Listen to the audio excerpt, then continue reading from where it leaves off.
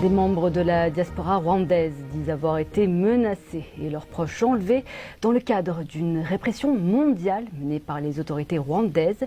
Une enquête de la BBC a révélé des preuves d'enlèvement et un serment de loyauté controversé, ce que le gouvernement rwandais dément. Reportage de notre correspondant en Afrique du Sud, Andrew Harding, récit Olivier Weber.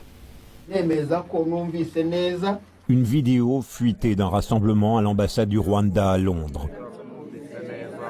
Des membres de la diaspora doivent prêter serment au parti au pouvoir au Rwanda, promettant de le soutenir jusqu'à la mort.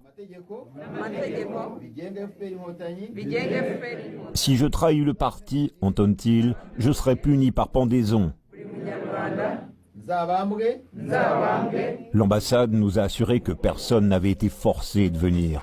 Mais une personne dans la vidéo dit avoir été là sous la contrainte. D'autres confirment. Soit vous acceptez, soit vous êtes un ennemi. C'est noir ou blanc. Pas de neutralité? Aucune. Un gouvernement qui veut le contrôle de tous les aspects de la vie des citoyens rwandais. Même dans la diaspora? Même dans la diaspora. Le Rwanda est un petit pays au passé tourmenté. Depuis le génocide de 1994, il est dirigé par un homme, Paul Kagame. On lui attribue la transformation du Rwanda en une success story. Mais son gouvernement ne tolère aucune contestation dans le pays et de plus en plus à l'étranger. Les critiques pointent l'affaire d'un leader de l'opposition, assassiné par étranglement en Afrique du Sud. Un chanteur populaire dont les paroles avaient déplu au gouvernement, retrouvé mort dans une cellule de police. Et maintenant, en Australie, un ancien réfugié rwandais nous dit qu'il craint pour sa vie. Noël Zimbabwe dit avoir refusé d'espionner d'autres exilés rwandais ici à Sydney. Comme punition, dit-il, ses 2 frères au Rwanda ont été enlevés l'an dernier. Il redoute qu'ils sont morts.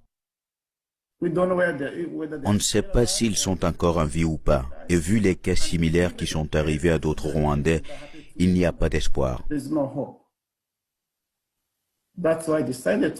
C'est pourquoi j'ai décidé de parler. Ils n'ont jamais fait partie d'aucun parti politique.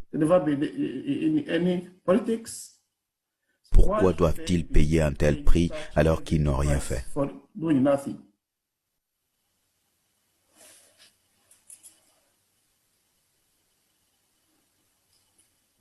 Le gouvernement rwandais nous a répondu que ces allégations étaient, je cite, « de vieux et recyclés mensonges » fabriqués par quelques critiques qui veulent ternir l'image du Rwanda. Mais nombre de ces allégations ne viennent pas de membres de l'opposition. Les preuves qui émergent d'Afrique, d'Australie, d'Europe et des États-Unis indiquent une répression beaucoup plus large, qui ressemble à une tentative d'effrayer des membres ordinaires de la diaspora rwandaise pour obtenir leur obéissance et leur silence.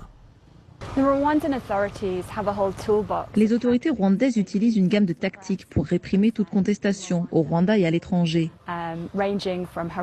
Harcèlement, menaces, détentions illégales, disparitions, torture. Si vous êtes rwandais, c'est plus sûr de rester silencieux. Mais tant que le Rwanda reste stable et prospère, son gouvernement ne subit que peu de pressions extérieures pour mettre un frein à ses méthodes.